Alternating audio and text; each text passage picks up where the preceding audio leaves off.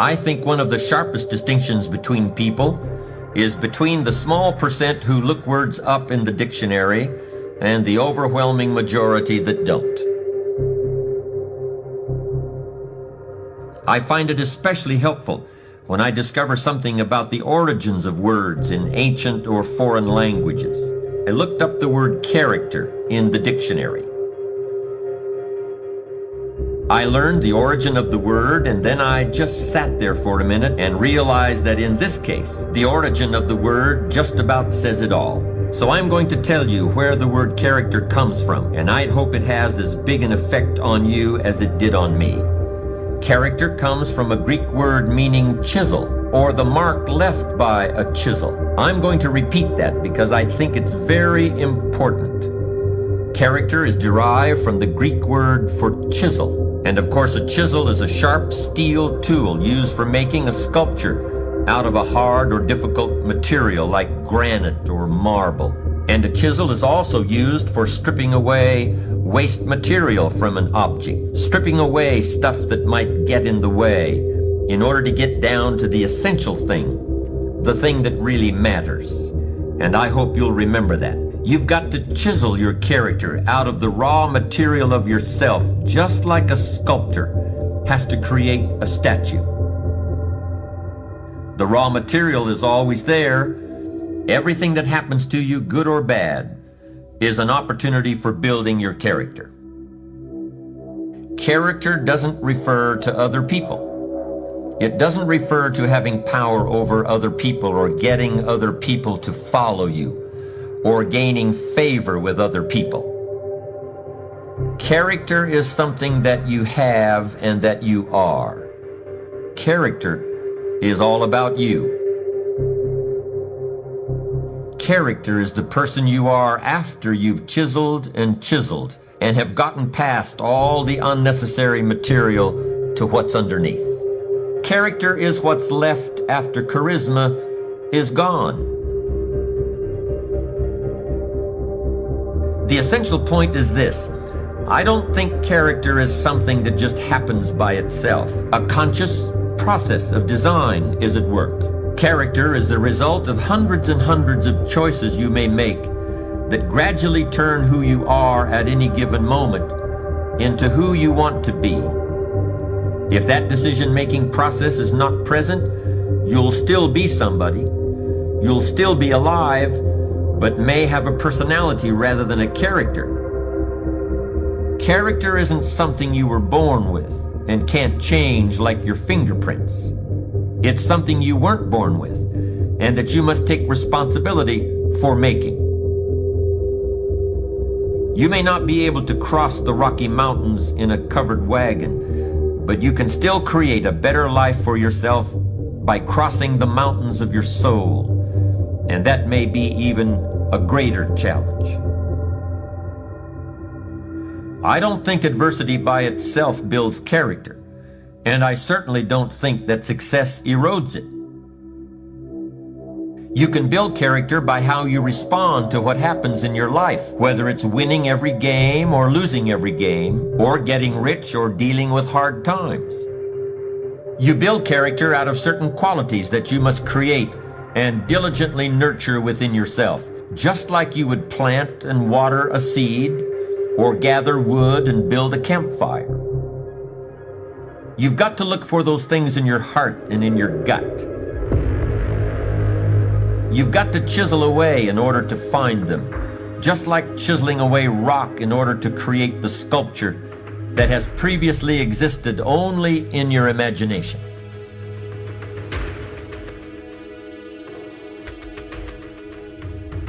But the really amazing thing about character is that if you're sincerely committed to making yourself into the person you want to be, you'll not only create those qualities, you'll strengthen them and recreate them in abundance, even as you're drawing on them every day of your life.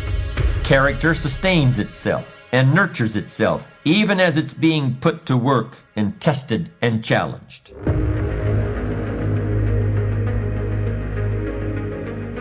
Since ancient times, philosophers have seen it as the basis of all real achievement. This is the quality of courage.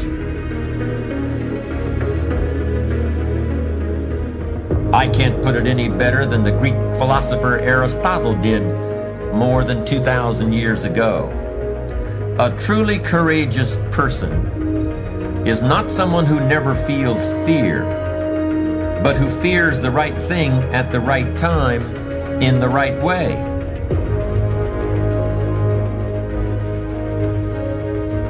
For a mature human being, there has got to be some higher value or higher truth than just staying on in life.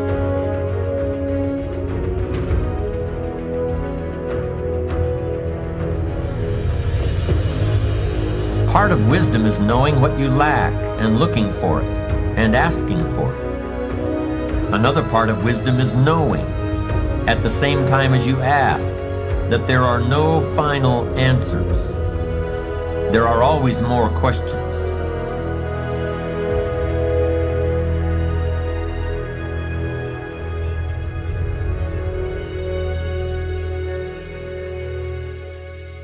Remember, you're never really helpless.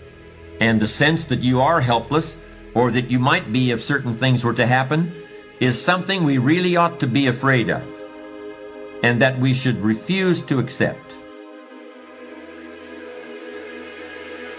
You're never just a victim of circumstances. No matter what happens, you're never without options that can get you back on track. It takes courage to recognize that, because it means accepting responsibility for your own future. Let me emphasize that underlying most fear is the fear of helplessness, of being victimized or being blown around by the winds of fate like a leaf is blown off a tree. But is that really a legitimate way of looking at things? To me, it sounds like being afraid of the dark.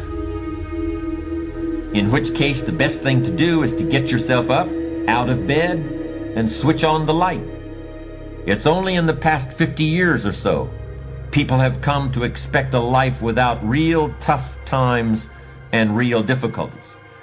But adversity isn't something to fear. It's something to expect, something to prepare for, and something to overcome. The truly courageous person is not immune to fear, but it plays a different role in his or her life than it does for other people. If you're a courageous person, your fears aren't about what someone might do to you or something that might happen to you. Your fears are about not living up to your ideals, about reacting instead of acting, about not taking advantage of the opportunities that are always within reach.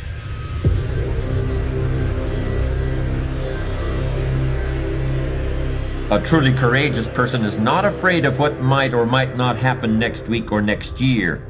He fears not making the most of every moment today. A truly courageous person fears the impulse to dominate other people. She leads by helping others to be their best.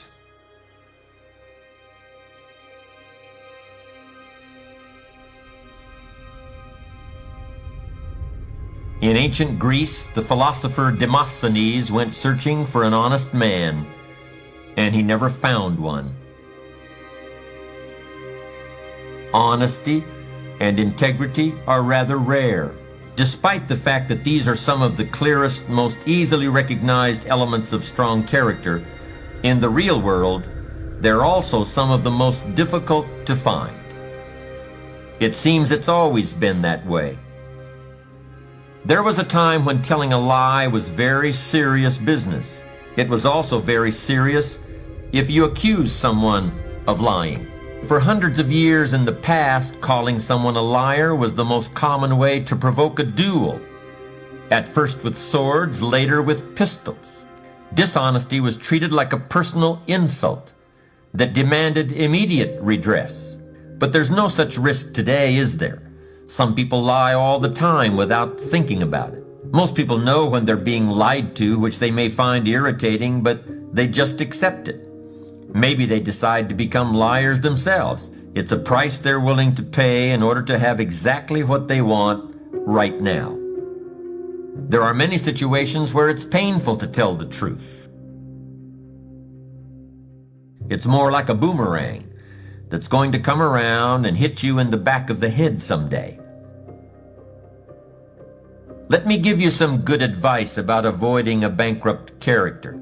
Pay your ethical debts. Keep your integrity in the black.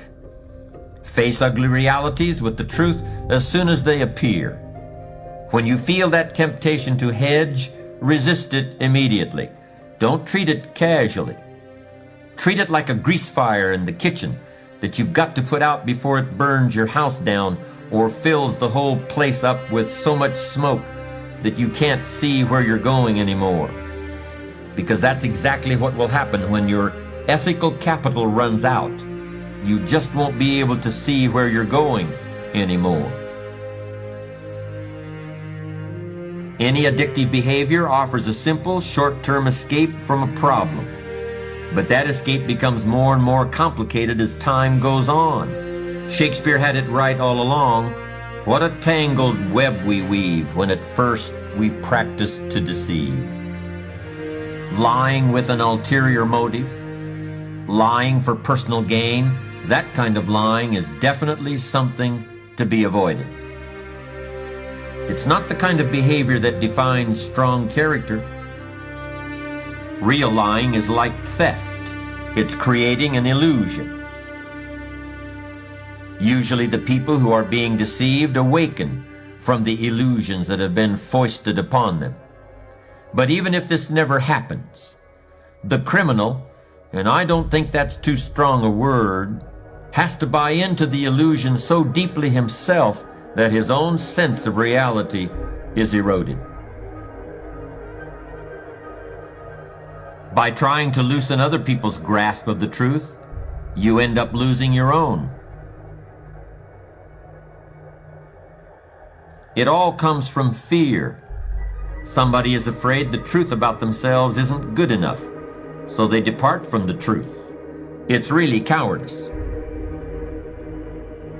Courage is fearing the right thing at the right time and in the right way. Fear the temptation to misrepresent who you are or what you've done or intend to do. Trust who you really are. Trust your ability to earn the respect of others. Pay whatever price the truth costs. Pay that bill immediately, because in the long run, it's a real bargain. Honesty and integrity are absolutely essential to survival. This is an extremely important element of strong character.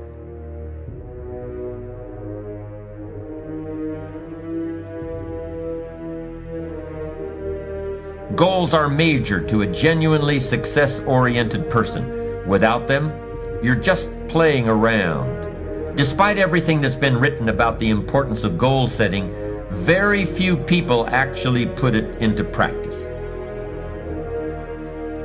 Challenge creates strong character, and goals represent challenge in its most positive form.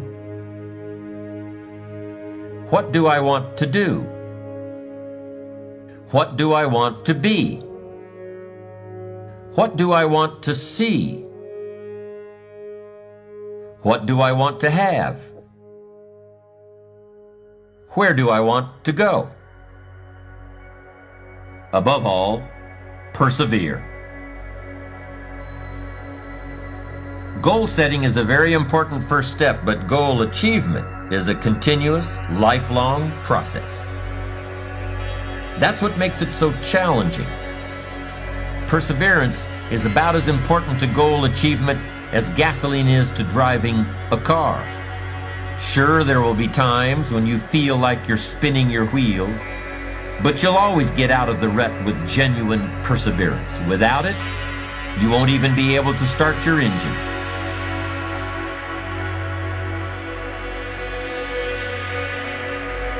It's ironic, isn't it? Wisdom is not a thing you can buy, or a course you can take in school, or a degree you can earn.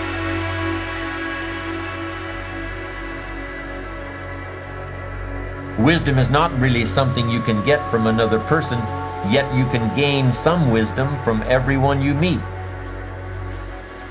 Wisdom is something a wise man always feels he needs more of. Yet the true sources of wisdom lie nowhere but within ourselves.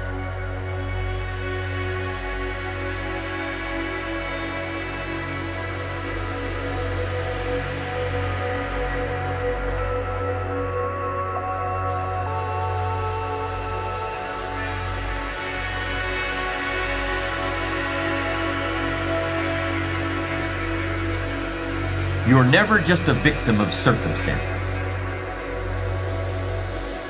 It takes courage to recognize that, because it means accepting responsibility for your own future. If you're a courageous person, your fears aren't about what someone might do to you or something that might happen to you. Your fears are about not living up to your ideals, about reacting instead of acting, about not taking advantage of the opportunities that are always within reach.